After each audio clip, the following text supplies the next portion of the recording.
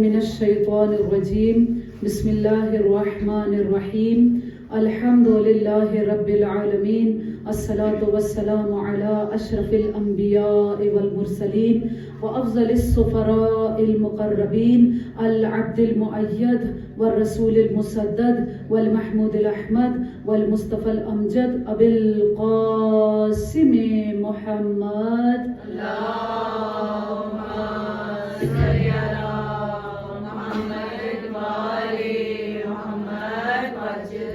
وعلى آله الطيبين الطاهرين المعصومين المظلومين الذين هم أركان الإيمان وأمناء الرحمن وبهم يمسك الله السماء تقال الأرض وبهم يمسك الله الأرض أن تميد بأهلها وبهم تنشر الرحمة ولولا منهم لساقت بأهلها لا سيما بقية الله روحي وأرواحنا لتراب مقدمه الفداء الذي يملأ الأرض قسطا وعدلا بعدما ملئت ظلما وجورا اللهم اجعلنا من أنصاره وأعوانه ولا تجعلنا من أعدائه صلوات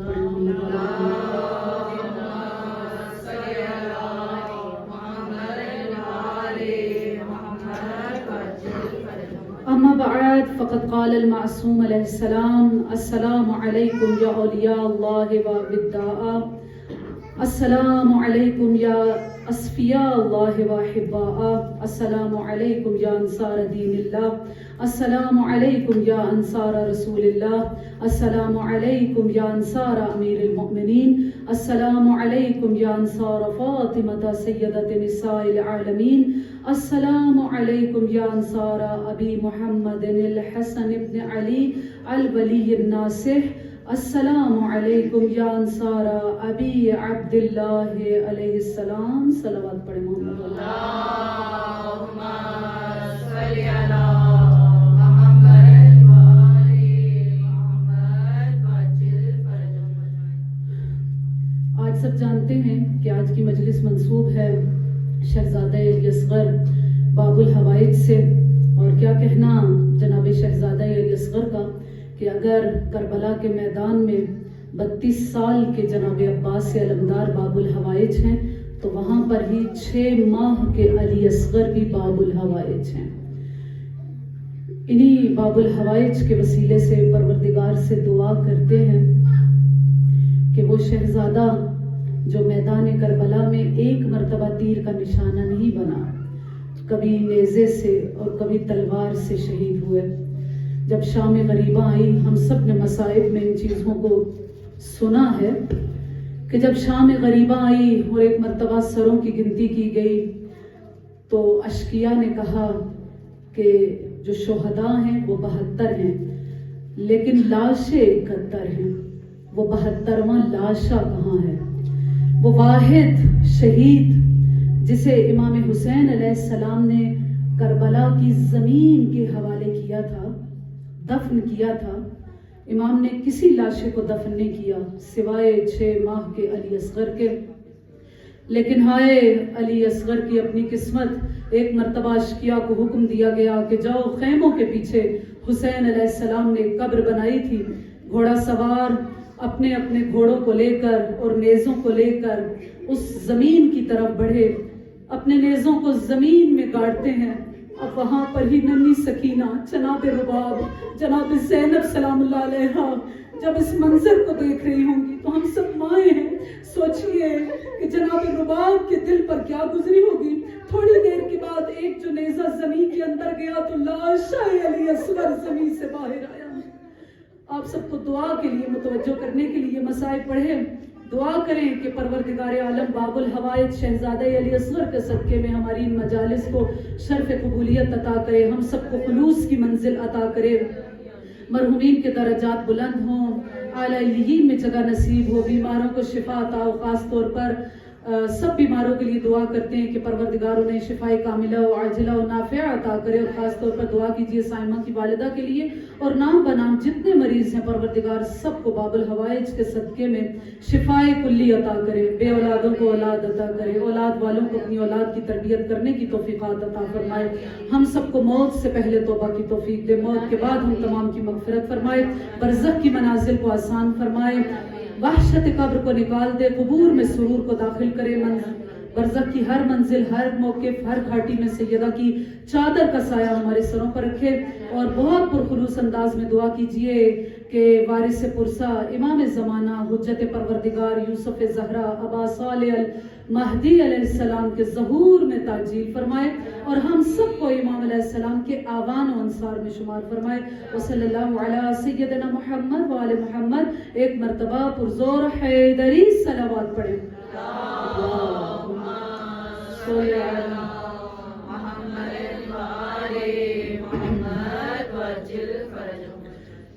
कल आपकी खिदमत में अर्ज किया था कि शोहदाए करबला की जो खुसूसियत है कि उन्हें रिवायत में इमाम अली अलैहिस्सलाम ने उश्शाक के नाम से पुकारा है। आशिक यानी ऐसे अफराद जो वक्त के वली के, वक्त के इमाम के, हुज्जत परवरदिगार के आशिक हैं। इश्क क्या चीज है, मोहब्बत किस चीज का नाम है, मवद्दत किस चीज का नाम है, सब एक ही चीज है, लेकिन शिद्दत में फर्क है, ज़ौफ़ में फर्क है। अगर कम होगा तो उसे और नाम दिया गया, लेकिन अगर जितनी मोहब्बत वो बढ़ती जाएगी तो उसके नाम भी तब्दील होते चले जाएंगे। जैसा कि मिसाल दी गई कि माचिस की अगर तीली को जलाया जाए, तवज्जो चाहूंगी, माचिस की तीली को जलाया जाए तो वो भी नूर है, वो भी रोशनी है। अगर 100 वाट का अगर कोई बल्ब होगा तो वो भी क्या है, रोशनी है। अगर उसकी शिद्दत को बढ़ा दे, 1000 वोल्टेज का होगा तो फिर क्या होगा, वो भी रोशनी है। और अगर इन तमाम रोशनियों के मुकाबिल में सूरज को ले आए तो वो भी क्या है, रोशनी है। नूरानियत में कोई फर्क नहीं है, रोशनी में कोई फर्क नहीं है, लेकिन फर्क किस चीज में है, शिद्दत में और ज़ौफ़ में फर्क है। आइमा अलैहिस्सलाम जो चीज हमसे तकाजा करते हैं वो क्या है, वो मोहब्बत है। हालांकि कल भी आपकी खिदमत में अर्ज किया कि अगर इन तमाम चीजों को एक जगह यकजा किया जाए कि मोहब्बत क्या है, चाहत क्या है, उन्स क्या है, इश्क क्या है, मवद्दत क्या है, तो मुख्तलिफ दर्जात हैं, लेकिन जो सबसे पाइन दर्जे के, सबसे निचले दर्जे की जो चीज है उसे मोहब्बत कहा गया। और वही चीज हमसे डिमांड की गई है कि तुम लोग आशिक नहीं बन सकते, मवद्दत अगर उस मंजिल तक नहीं पहुंच सकते तो क्या बनो, कम अज कम मुहिब्ब अहले बैत जरूर बनो। एक मर्तबा एक ग्रोह इमाम हुसैन अलैहिस्सलाम की खिदमत में आया और आकर क्या कहता है कि मौला, जब हम अपने इलाके से चले थे तो हम कुछ अफराद थे, लेकिन रास्ते में दोराहे पर कुछ अफराद शाम की तरफ चले गए और कुछ अफराद हम लोग आपके पास आ गए हैं। इमाम अलैहिस्सलाम ने कहा कि अच्छा, कुछ अफराद जब उधर गए थे तुम्हें क्या चीज हमारे पास लेकर आई? तो इमाम हुसैन अलैहिस्सलाम ने क्या इरशाद फरमाया, उन अफराद ने क्या इरशाद फरमाया, कहा कि आपकी मोहब्बत हमें यहां तक लेकर आई है। ये जो हमारे दिलों के अंदर आपकी मोहब्बत है, इसने हमें शाम जाने नहीं दिया, हाकिम शाम के पास जाने नहीं दिया, बल्कि हमें मजबूर कर दिया कि हम आप अलैहिस्सलाम की खिदमत में आए। अब इमाम अलैहिस्सलाम ने क्या इरशाद फरमाया, कहा कि जो कोई शख्स हमसे मोहब्बत करता है, मन अहब्बना, जो कोई हमसे मोहब्बत करे, लेकिन उस मोहब्बत की वजह कोई कराबत नहीं है, रिश्तेदारी नहीं है, क्योंकि उस वक्त चूंकि एक ट्राइबल सिस्टम था और उसी की वजह से अगर एक फर्द किसी एक चीज की तरफ माइल होता था तो पूरे का पूरा कबीला उस तरफ चला जाता था। कराबतदारी बहुत ज्यादा थी, रिश्तेदारी बहुत ज्यादा थी। इस्लाम ने इस चीज से मना किया है कि कराबत कुछ चीज नहीं है, रिश्तेदारी कुछ नहीं है, बल्कि जो चीज है वो क्या है, जिधर हक देखो उस तरफ मुड़ते चले जाओ। बहरहाल इमाम हुसैन अलैहिस्सलाम क्या कहते हैं कि जो कोई हमसे मोहब्बत रखता है और इस मोहब्बत का मयार और कसौटी कोई कराबत नहीं है, कोई रिश्तेदारी नहीं है, वो सिर्फ हमसे हमारी विलायत की वजह से मोहब्बत करता है। चूंकि हम वली परवरदिगार हैं, वक्त के इमाम हैं, अगर इसी विलायत पर उसे मौत आ जाती है तो वो क़यामत वाले दिन, इमाम अलैहिस्सलाम रिवायत कहती है कि इमाम ने 2 उंगलियों को बुलंद किया और कहा कि जिस तरह ये 2 उंगलियां मिली हुई हैं, इसी तरह वो बरोज़ महशर हमारे साथ होगा। सलवात पढ़ ले मोहम्मद वाले मोहम्मद। صلی علی محمد۔ اسی طرح ایک اور روایت ہے کہ حکم ابن عتیبہ بیان کرتے ہیں کہ میں امام باقر علیہ السلام کی خدمت میں تھا کہ ایک شخص آیا، اللہم صلی علی محمد۔ چونکہ گزشتہ سال کی مجالس میں بھی آپ کی خدمت میں عرض کیا تھا کہ اس وقت طریقہ یہی ہوتا تھا۔ آج ہم اپنے عقیدے کو چھپاتے ہیں، اپنی نماز کو چھپاتے ہیں، لیکن اس وقت طریقہ یہ ہوتا تھا کہ جب کوئی امام علیہ السلام کے محضر میں جایا کرتا تھا تو وہ اپنے عقیدے کو بیان کرتا تھا۔ ایک شخص آیا امام محمد باقر علیہ السلام کی خدمت میں اور آ کر کیا کہتے ہیں کہ مولا میں اپنا ایمان، اپنا عقیدہ آپ کے سامنے رکھنا چاہتا ہوں۔ کہا کہ اچھا بتاؤ کیا ہے تمہارا عقیدہ؟ اس نے اب اپنے عقیدے کو گنوانا شروع کیا۔ کیا کہا؟ انا احبکم، اے مولا میں آپ سے محبت کرتا ہوں، وَأُحِبُّ مَن يُحِبُّكُمْ۔ توجہ، میں نہ صرف یہ کہ میں آپ سے محبت کرتا ہوں بلکہ جو چیز آپ کو پسند ہے، جس سے آپ محبت کرتے ہیں، اسی سے میں بھی محبت کرتا ہوں۔ کتنی بڑی بات ہے۔ یہی علماء نے کیا کہا کہ یہی حب و بغض کا فلسفہ ہے۔ ہم جب زیارت عاشورہ پڑھتے ہیں، دوسری زیارات پڑھتے ہیں، تو اس میں ایک جملہ دہراتے ہیں کہ برئت الی اللہ و الی رسولکم و الیکم، ایسے ہی ہے نا، و الی فاطمہ، کہ اے امام حسین علیہ السلام، اے جناب رسول خدا، اے جناب سیدہ، میں آپ کے ان دشمنوں سے یا اس برے کردار سے جو ان دشمنوں کا کردار ہے، جیسا کہ اس دن بھی کہا کہ آسیہ نے کیا کہا تھا، صرف یہ نہیں کہا تھا کہ اے پروردگار نجنی من فرعون، کہ مجھے فرعون سے نجات دے۔ قرآن کیا کہتا ہے کہ آسیہ نے دو چیزیں بیان کی تھی، نجنی من فرعون و عملہ، اے پروردگار مجھے فرعون سے بھی نجات دے اور اس کے عمل سے بھی نجات دے۔ ہم جب ائمہ کے سامنے زیارت پڑھتے ہیں، اپنے سلام ادب کو پیش کرتے ہیں، تو وہاں پر بھی کیا کہتے ہیں کہ نہ صرف یہ کہ میں آپ کی بارگاہ میں آنا چاہتا ہوں، آپ سے محبت کا اظہار کر رہا ہوں، بلکہ کیا کر رہا ہوں، برئت الی اللہ، میں ان تمام چیزوں سے براءت کر رہا ہوں۔ یہی تولا ہے، یہی تبرہ ہے کہ نہ صرف یہ کہ ان سے محبت کا اظہار کیا جائے، بلکہ جو چیزیں انہیں ناپسند ہیں ان کو ناپسند رکھا جائے، اور جو چیزیں ائمہ علیہ السلام کو پسند ہے اس کو پسند کیا جائے۔ اب اس میں مطالب بہت زیادہ، بہرحال اس روایت کو آپ کے سامنے پہلے پیش کر دوں کہ وہ امام باقر علیہ السلام کی خدمت میں وہ شخص آتا ہے اور آ کر اپنے عقیدے کو پیش کر رہا ہے اور کیا کہتا ہے، انا احبکم واحب من یحبکم، کہ اے مولا میں نہ صرف یہ کہ میں آپ سے محبت کرتا ہوں بلکہ جو چیز آپ کو پسند ہے میں اس سے بھی محبت کرتا ہوں۔ اور پھر کیا کہا، صرف یہ نہیں ہے کہ دعوی محبت ہے، اگر یہاں تک ختم ہو جاتی بات تو شاید ہم سب اسی کسوٹی پر پورے اترتے ہیں، ہاں کہ محبت تو کر رہے ہیں نا، دعوی محبت تو سبھی کر رہے ہیں، لیکن اس نے کیا کہا، احل حلالکم، توجہ چاہوں گی، احل حلالکم و احرم حرامکم، میں آپ کے حلال کو حلال سمجھتا ہوں اور آپ کے حرام کیے ہوئے کو حرام سمجھتا ہوں۔ جیسا کہ زیارت آل یاسین میں پڑھتے ہیں، زیارت جامعہ کے اندر پڑھتے ہیں کہ منکر کیا ہے، معروف کیا ہے، کیا ہے منکر اور معروف، کیا ہے زیارت جامعہ کے الفاظ، کیا کہا جاتا ہے، ہم اقرار کرتے ہیں کہ منکر وہی ہے کہ جسے آپ ناپسند کرتے ہیں، معروف اسی چیز کا نام ہے کہ جسے آپ نے پسند کیا۔ اب اس نے اپنا عقیدہ جب رکھا ہے تو یہی کہا ہے کہ احل حلالکم و احرم حرامکم، میں نے کیا کیا، میں نے آپ کے حلال کو حلال سمجھا، آپ کے حرام کو حرام سمجھا۔ پھر یہاں تک بھی بات اس نے ختم نہیں کی، کہاں امام باقر علیہ السلام کا دور ہے، اس کے بعد جو اپنا تیسرا چوتھا جو عقیدہ بتا رہا ہے وہ کیا ہے کہ نہ صرف یہ کہ میں آپ کے حلال کو حلال سمجھتا ہوں، آپ کے حرام کو حرام سمجھتا ہوں، بلکہ میں فرج کے بھی انتظار میں ہوں۔ کہاں امام باقر کا زمانہ اور کہاں امام آخر کا زمانہ، لیکن اس وقت چونکہ عوام اور جو خواص لوگ تھے، جو ائمہ کے قریبی افراد تھے، وہ جانتے تھے کہ وہ وقت بھی آئے گا کہ جب ایک حجت پروردگار آئے گی جو اس جگہ پر فائز ہے کہ یملأ الارض قسطا وعدلا بعدما ملئت ظلما وجورا، کہ وہ زمین کو عدل اور قسط سے پر کر دے گی بات اس کے کہ جب وہ ظلم سے بھری ہوئی ہوگی، جتنا ظلم پھیلے گا اتنا ہی امن اور عدل معاشرے کے اندر لے کر آنے والی ہستی کا نام یوسف زہرا عباس صالح المہدی علیہ السلام ہے۔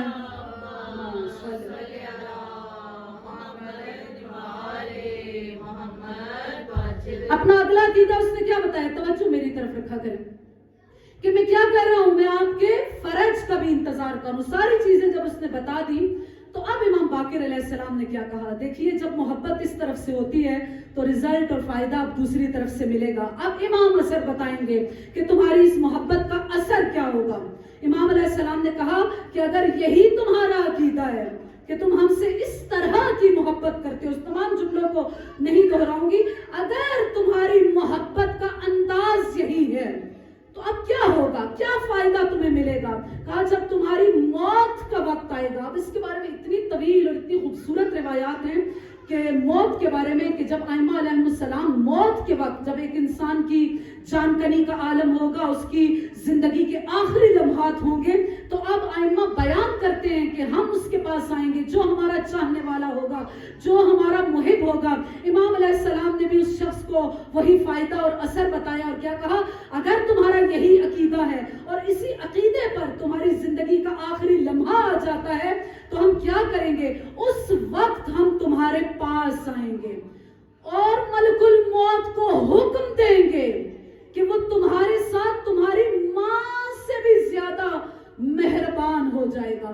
سوچئے جسے امام باقر علیہ السلام ایسی گارنٹی دے رہے ہیں اور یہ کہہ رہے ہیں کہ ہم تمہاری زندگی کے آخری وقت میں ہم تمہاری بالین پر آئیں گے، تو سوچئے اس شخص کا کیا عالم ہوگا۔ کیا عالم تھا کہ اس کی آنکھوں سے آنسو جاری تھے۔ اس نے ایک دفعہ امام کے ہاتھ کو پکڑا، جو روایت کا لفظ ہے، ہاتھ کو پکڑا، اپنے سینے پر رکھا اور کیا کہا کہ مولا کیا آپ ان جملوں کو دوبارہ دہرا سکتے ہیں۔ امام نے دوبارہ کہا اگر تیرا یہی عقیدہ ہے تو ہم کیا کریں گے، ہم تیرے وقت آخر تیرے پاس آئیں گے اور تجھ پر تیری ماں سے زیادہ مہربان ہو جائیں گے۔ اسی عالم نے، وہ خوشی کے عالم میں وہاں سے اٹھا، اس عالم میں کہ اس کی آنکھوں سے آنسو جاری ہیں، جا رہا ہے واپس۔ امام علیہ السلام نے اب مجمع کو مخاطب کر کے کیا کہا کہ جو کوئی چاہتا ہے کہ وہ اہل بہشت کو دیکھے تو وہ اس شخص کو دیکھ لے کہ اہل بہشت ایسے افراد ہوا کرتے ہیں۔ صلوات پڑھ لیں محمد والے۔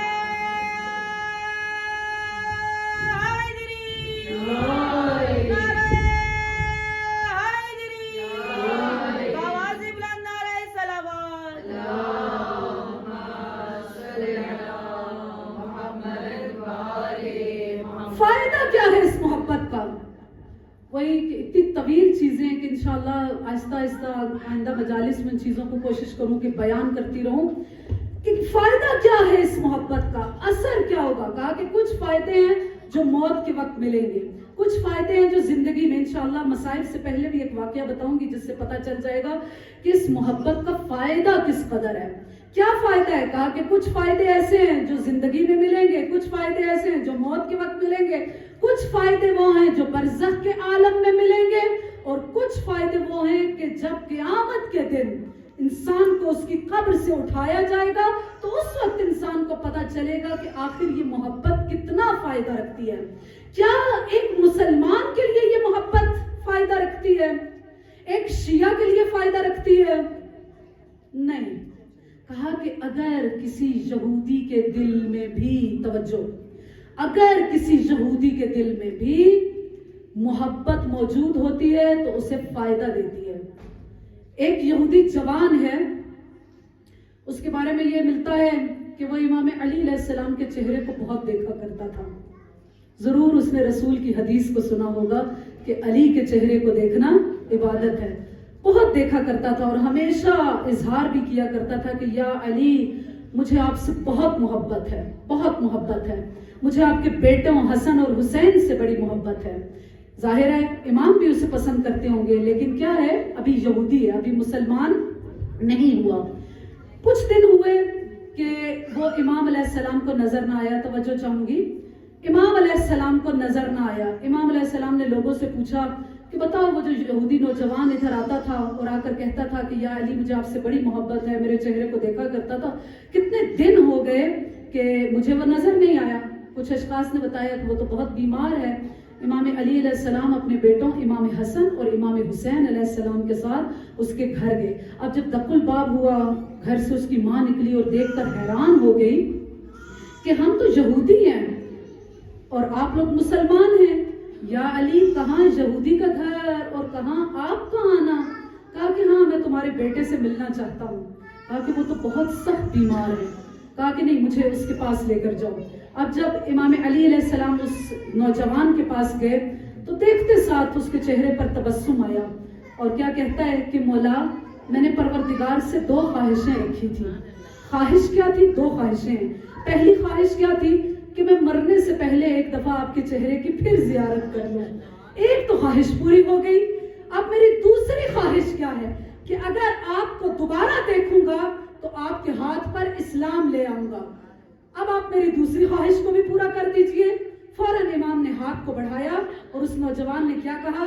اشہد ان لا الہ الا اللہ واشہد ان محمد رسول اللہ واشہد انک ولی اللہ. میں گواہی دیتا ہوں کہ کوئی وحدہ اللہ شریک پروردگار کے علاوہ کوئی معبود نہیں ہے, محمد اللہ کے رسول ہیں, اور اگر اس وقت کوئی ولی پروردگار ہے, کوئی حجت پروردگار ہے تو وہ آپ علی علیہ السلام. علی علی علی علی کا شوہر حسین کا بابا کعبے کا کعبہ کعبے کا گوہر ولیوں نے پکارا ولیوں نے پکارا ہم سب کا سہارا امام زمانہ بلندر سروار.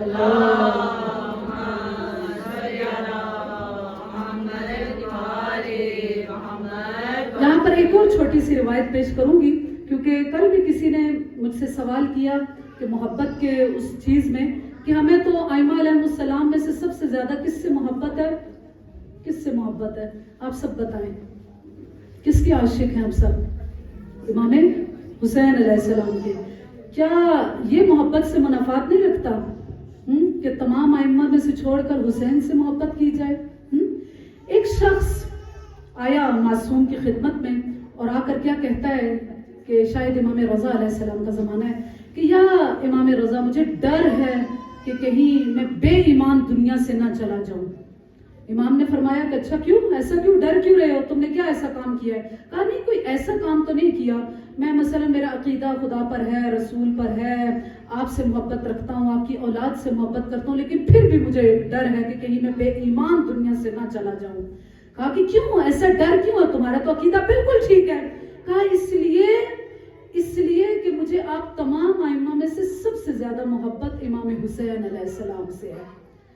اب روایت کیا کہتی ہے کہ امام نے گریہ کرنا شروع کر دیا اور کیا کہا کہ اگر تم اس طرح ہو, یعنی تمہاری تمام ائمہ میں سے محبت میں سے تم حسین سے سب سے زیادہ محبت رکھتے ہو, انت مثلنا, تم تو ہماری طرح ہو, کیونکہ تمام ائمہ بھی ائمہ میں سے جس کو پیار کرتے ہیں, جس سے محبت کرتے ہیں, سب سے زیادہ جس سے عشق کرتے ہیں, یوں سمجھئے جو قبلہ عشق ہے وہ امام حسین علیہ السلام ہے. لیکن وہی جو کل بھی عرض کیا کہ ائمہ ہم سے کسی چیز کا تقاضا کرتے ہیں, وہ تقاضا کیا ہے؟ شیخ سعدی کا ایک شعر آپ کے سامنے پیش کرنا چاہوں گی کہ شاید سمجھ آ جائے کہ میں کیا بیان کرنا چاہتی ہوں. شیخ سعدی فارسی کے شاعر ہیں, وہ کیا کہتے ہیں؟ جمال ہم نشین برمن اثر کرد. گوگل کرنے کے یہاں پہ شوقین بہت سارے افراد ہیں, فوراً گوگل کرتے ہیں. ہاں میری چیزوں کو بھی گوگل فوراً کہ ہاں ہے, ایسا کہ نہیں. بہرحال اس کو بھی گوگل کیجئے گا کہ شیخ سعدی کی بہت پیاری نظم ہے, جمال ہم نشین برمن اثر کرد. کیا مطلب ہے اس کا؟ جو فارسی سیکھنے والے ہیں ذرا ترجمہ کریں اس کا. جمال ہم نشین کون ہوتا ہے؟ جو میرے ساتھ جس کے اٹھنا بیٹھنا ہے, اس کے جمال نے میرے اوپر اثر کیا. وگرنے من ہمیں خاکم اگرچہ ہستم. کیا کہا ہے؟ اس کا مطلب کیا ہے؟ ویسے تو شاید آپ اس کا مفہوم سمجھ گئے ہوں گے کہ مثلا ہم نشین کے جمال نے میرے اوپر اثر کیا ورنہ میں تو ایک خاک تھا. کیا مطلب ہے اس کا؟ کہا کہ ایران میں چونکہ جب شیخ سعدی کا زمانہ, ابھی کچھ عرصہ پہلے شاید 20-25 سال پہلے ان کا ایک جو حمام سسٹم تھا وہ ختم ہوا ہے. ٹھیک ہے, اب مثلا گھروں کے اندر باتھ روم ہیں, شاورز ہیں کہ گھر کے اندر ہی غسل کیا جاتا ہے, نہایا جاتا ہے. لیکن ایران میں جو لوگ پہلے جاتے رہے ہیں, مثلا آج سے 25-30 سال پہلے, وہ بتائیں گے آپ کو کہ اس وقت حمام سسٹم تھا, یعنی گھر کے اندر نہیں نہایا جاتا تھا, بلکہ کہاں ایک مخصوص جگہ پر, وہاں پر جا کر لیڈیز جینٹس, مطلب ظاہر ہے لیڈیز بات الگ جینٹس الگ, لیکن وہاں باہر جا کر نہایا جاتا تھا.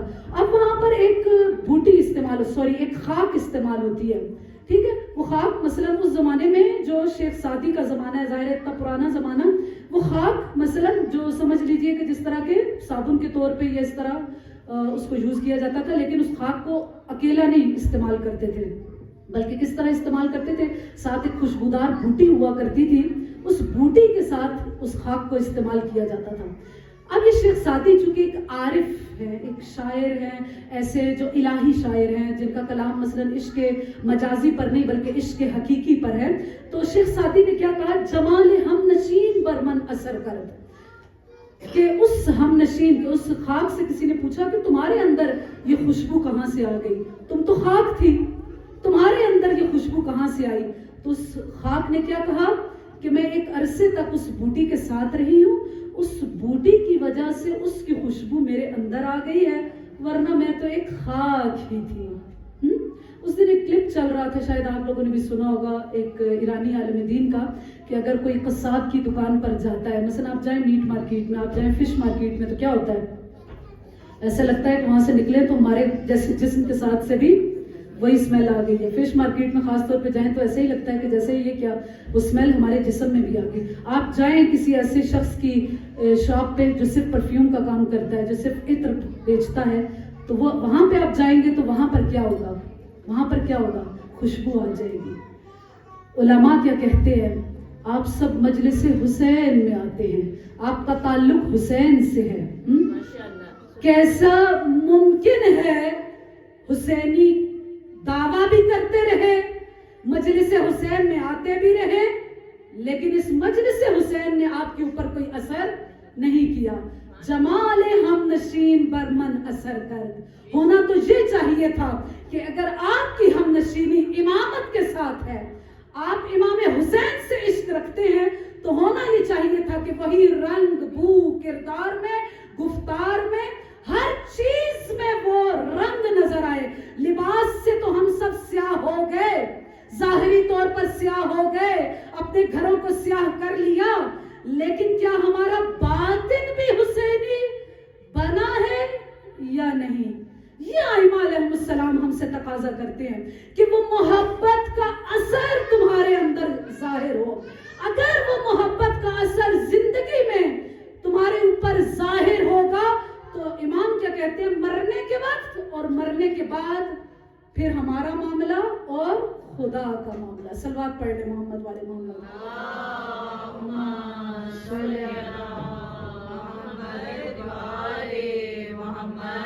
جمال ہم نشین بر من اثر کرد, انشاءاللہ کہ وہ امام حسین علیہ السلام کا جمال ہمارے اندر, اس کی ہم نشینی کا جمال اور اس کی خوبصورتی ہم سب کے اندر نظر آئے. اور وہی جو کل سے اور ہمیشہ ان مجالس جب سے شروع ہوئی ہیں, یہ عرض کر رہی ہوں کہ جو حسینیت کا کردار ہے اور جو شہدائے حسینی ہیں, ان کے کردار کو بیان کرنے کا مقصد یہی ہے کہ ہمارے اندر بھی وہ خصوصیات نظر آئیں, کیونکہ آج بھی کوئی امام پردہ غیب کے اندر موجود ہے جو ناصران کا مطالبہ کر رہا ہے کہ ناصر کب ملیں گے, مددگار کب ملیں گے, وہ جانثار کب ملیں گے, کب وہ 313 کا عدد پورا ہوگا اور امام علیہ السلام کا ظہور ہوگا اور وہ آ کر قاتلین امام حسین علیہ السلام سے بدلہ لیں گے. اور اس دن بھی عرض کیا تھا کہ جو ہاتھ سینے پر ماتم کے لیے اٹھتا ہے, وہ جذبہ انتقام ہے, امام حسین علیہ السلام کے لیے بھی اتنی شدت سے اٹھنا چاہیے.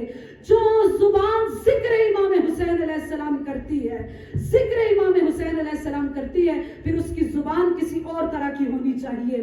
جو آنکھ گریہ امام حسین علیہ السلام میں آنسو بہاتی ہے, پھر اس کی نگاہ حرام کی طرف نہیں اٹھنی چاہیے, کیونکہ اب اس کا مالک آپ لوگ نہیں ہیں, اس کا مالک حسین ابن علی علیہ السلام ہے. آج جس شہید کا تذکرہ کرنا ہے, ان کا نام نافع ابن ہلال ہے. تاریخ کربلا میں کئی مرتبہ جب آپ پڑھتے ہیں تو ایک نام ملتا ہے ہلال ابن نافع کا اور ایک نافع بن ہلال کا. یہ دو الگ الگ افراد ہیں. آج جس فرد کا بتا رہی ہوں وہ نافع بن ہلال ہیں. ٹھیک ہے. نافع بن ہلال امام علی علیہ السلام کے اصحاب میں سے ہیں. امام علیہ السلام کے ساتھ جنگوں میں امام کی ہم رکاب رہے اور اس کے بعد امام حسن کے دور میں بھی جناب مسلم جب کوفہ آئے تو تب بھی نافع جناب مسلم کے ساتھ تھے. وہ 3 افراد جو جناب مسلم سے علیحدہ ہوئے اور امام حسین علیہ السلام کو رستے میں ملے. کب ملے وہ 3 افراد؟ رستے میں کس جگہ پر؟ جب امام حسین علیہ السلام کا لشکر ہور کے لشکر کے سامنے آیا.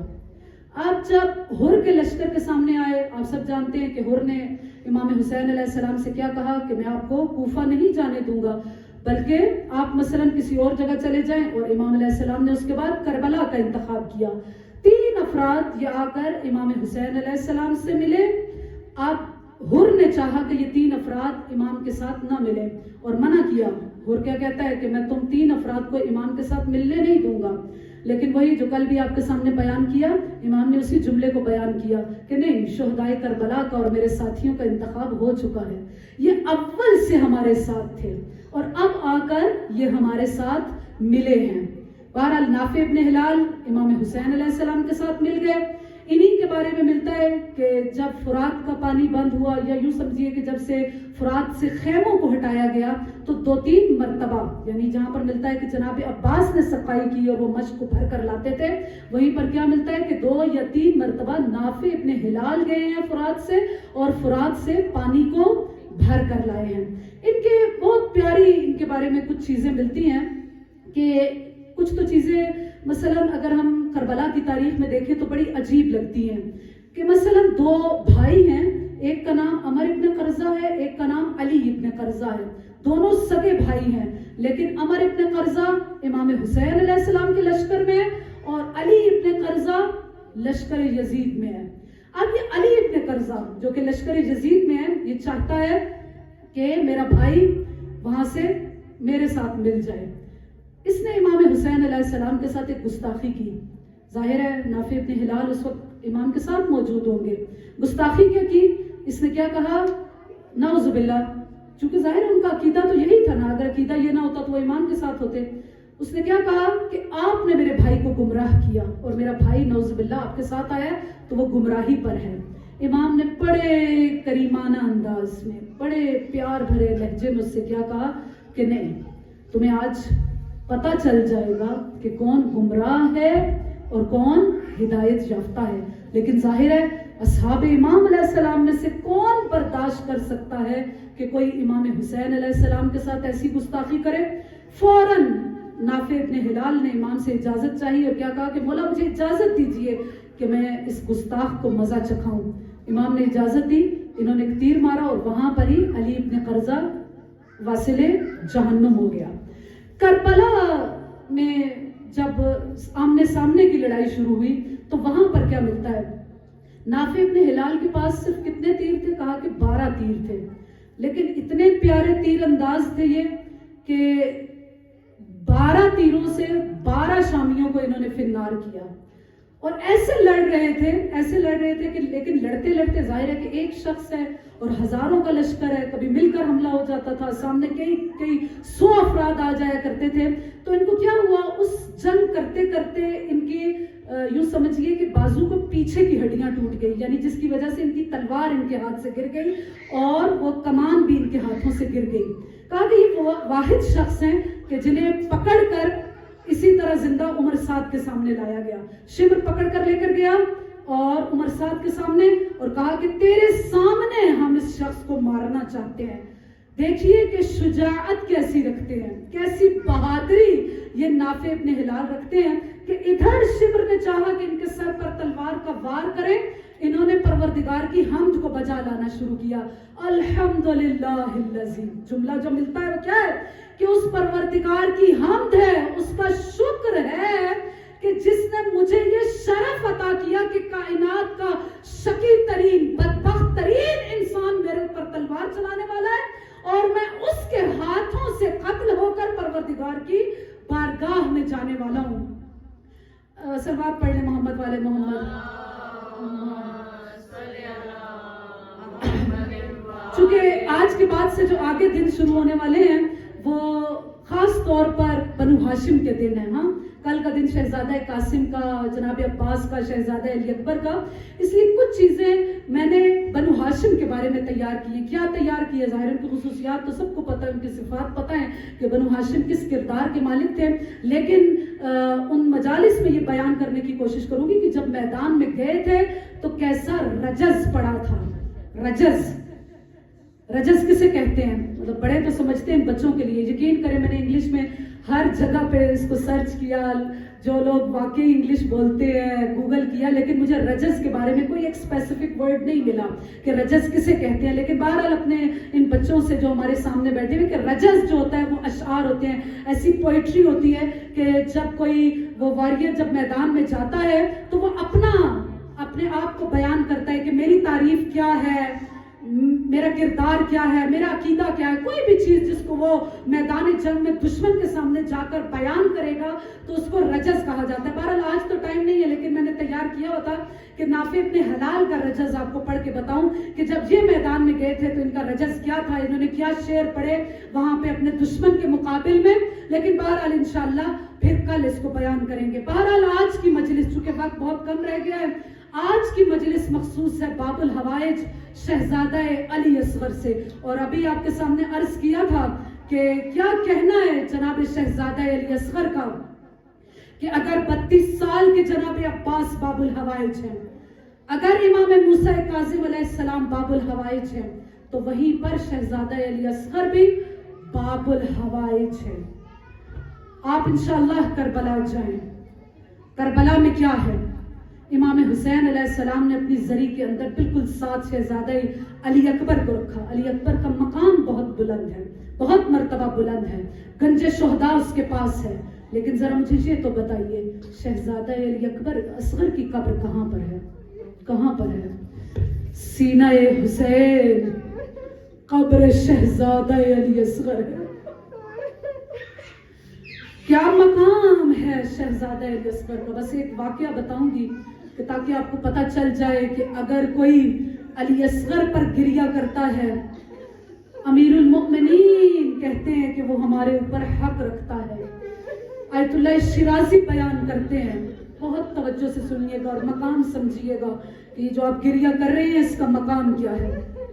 آیت اللہ شیرازی بیان کرتے ہیں کہ ہمارا ایک جاننے والا ہے، بہت بڑا موالی، کربلا کی زیارت کی غرض سے اپنے گھر سے نکلا، عراقی ہے، بصرہ سے آ رہا ہے.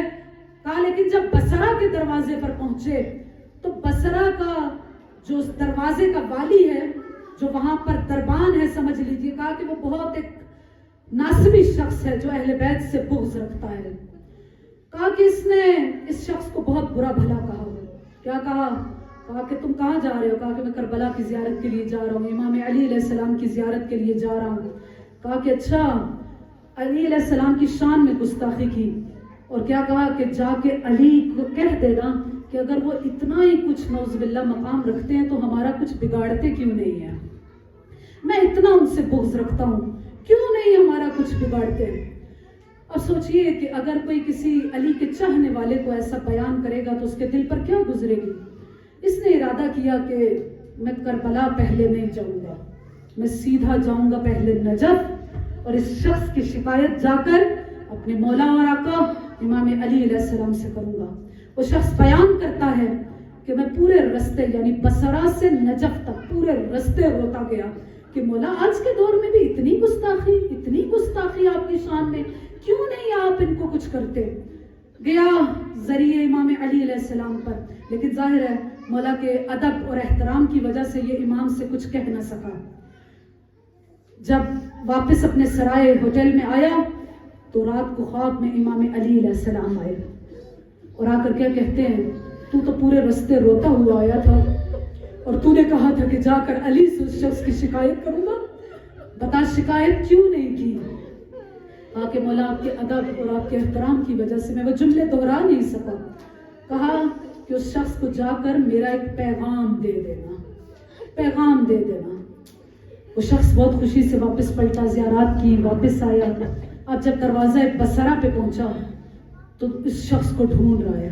وہ شخص جب نظر آیا تو پھر اس نے وہی گستاخی کی کہ مل آیا اپنے مولا اور آقا سے، علی کو میرا پیغام پہنچایا تھا کہ نہیں؟